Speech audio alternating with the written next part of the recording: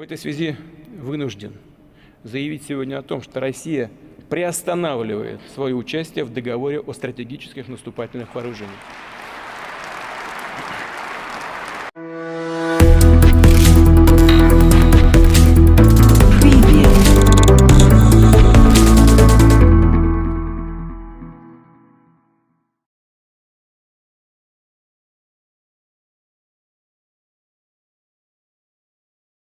Empecemos con la Revolución Naranja, que es para muchos el inicio más lejano de esta guerra y que da origen a unas tensiones constantes entre Rusia y Ucrania. La Revolución Naranja es un fenómeno que comenzó a finales de 2004, comienzos de 2005. En ese año, en ese periodo, se llevaban a cabo elecciones en Ucrania y teníamos dos candidatos. Uno cercano a Moscú, Víctor Yanukovych, y otro más cercano a los intereses de Occidente, que quería acercar a Ucrania a Occidente, Víctor Yushchenko. Por eso se habló en su momento de la guerra de los Víctor. En los primeros resultados salió ganador Víctor Yanukovych, el cercano a Rusia, y luego de denuncias de fraude se terminó por repetir la elección y finalmente, luego de la repetición, terminó imponiéndose Víctor Yushchenko. A partir de ese entonces empezaron tensiones entre Rusia y Ucrania. En el intermedio, el aliado ruso terminó ganando posteriormente las elecciones. Aún así, Ucrania siguió acercándose a la Unión Europea y a la OTAN.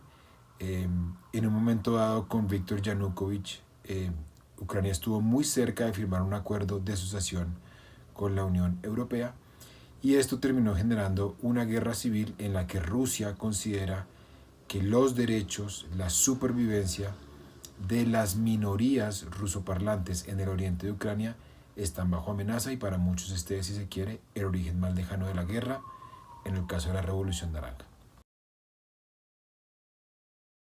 La ampliación de la OTAN. Este es un tema que recurrentemente sale en la argumentación de Rusia. Para Rusia el origen de la guerra está no solamente en el supuesto genocidio contra la población rusoparlante en el oriente de Ucrania, sino también en el intento de la OTAN por expandirse hacia el oriente. Recordar a la gente que la Organización del Tratado del Atlántico Norte nació en plena posguerra fría para contrapesar a la entonces Unión Soviética, y el compromiso al que llegó Unión Soviética y Occidente en el 91, según un documento público que hizo público Der Spiegel, la OTAN se comprometía a mantener sus fronteras a pesar del desmonte de la Unión Soviética.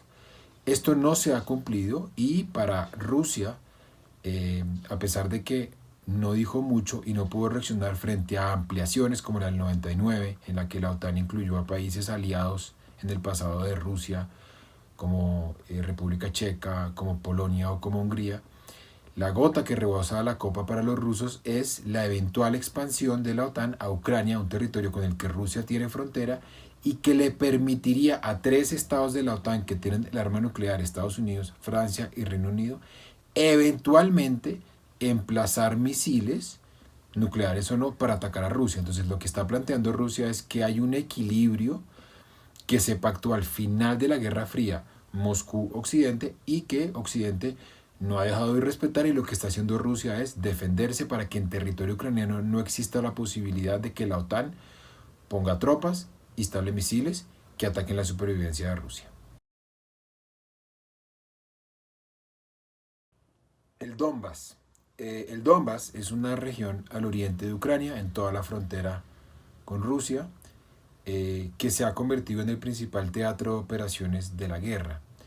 El Donbass es una región administrativa que tiene básicamente 2 distritos, si se quiere. Lugansk, Donetsk.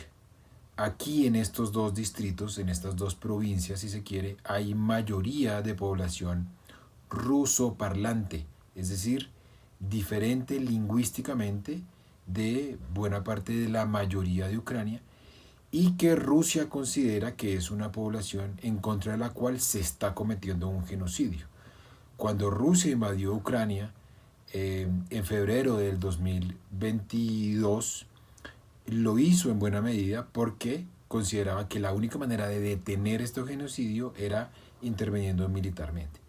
Aunque inicialmente Rusia anunció que buscaría deponer al régimen de Zelensky y cambiar lo que ellos consideran es un régimen pro-nazi que está cometiendo un genocidio, ese objetivo se ha modificado y hoy lo que ha planteado Rusia es apoyar la independencia de estas repúblicas en el Donbass, para lo cual se llevó a cabo consultas populares, votaciones en el segundo semestre del año pasado, de 2022, y en estas votaciones pues habría triunfado el sí, y se trata de una anexión de estas provincias al territorio ruso, una anexión que no ha sido obviamente reconocida por la comunidad internacional, y hoy, insisto, este es el centro operacional, este es el centro en términos de espacio donde se está llevando a cabo la guerra.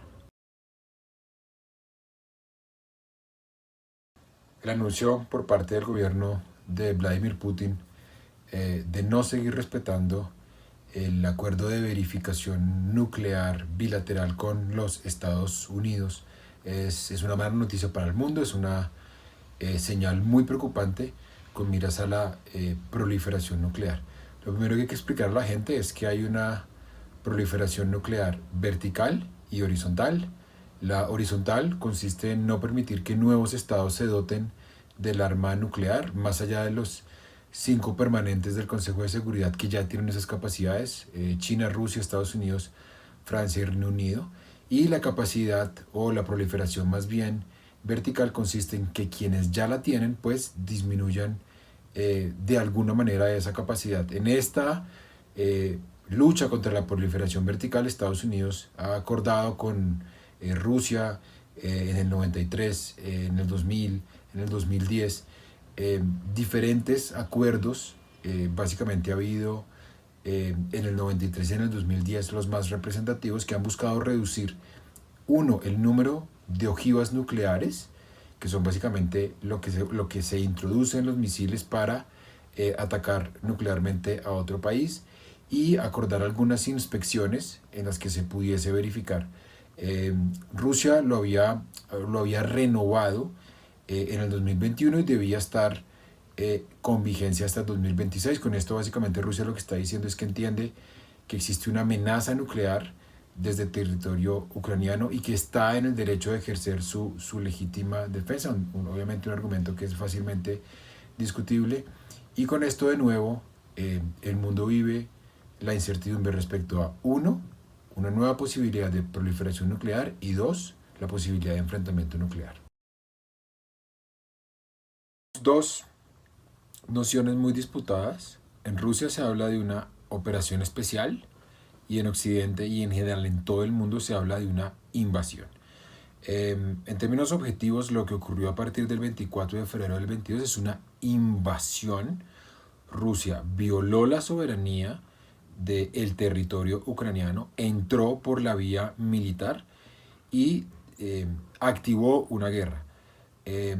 Rusia mantiene la tesis de que se trata de una guerra en la que está en juego su supervivencia, es decir, no es, a entender de Moscú, una guerra ofensiva, es una guerra en la que está en juego la existencia de la población rusa, de la población ruso-parlante ucraniana. Y Rusia recuerda básicamente que en el pasado reciente la OTAN, que está apoyando a Ucrania en el pasado, ha afectado, ha agredido a poblaciones afectas al mundo ruso o al mundo eslavo o al mundo ortodoxo, como fueron los ataques de la OTAN en contra de la entonces Yugoslavia en el 99. Para Occidente esto es una agresión de Rusia, está en juego la supervivencia de Ucrania. Occidente mantiene la tesis de que si a Rusia se le permite ganar la guerra en Ucrania, muy seguramente va a lanzar operaciones parecidas en Moldavia, donde también hay una población pequeña cercana a Rusia, que es la zona de Transnistria. Se cree que Rusia también va a poder hacer lo mismo con Georgia, donde ya reconoció la independencia de un territorio que se llama Abjasia y Osetia a partir de una operación militar en el 2008. Se cree que básicamente si no se pelea, si no se apoya a Ucrania, Rusia va a continuar con una especie de plan expansionista. Estas son, si se quiere, como las dos grandes tesis que hoy chocan y no permiten que haya una negociación con miras a la pacificación.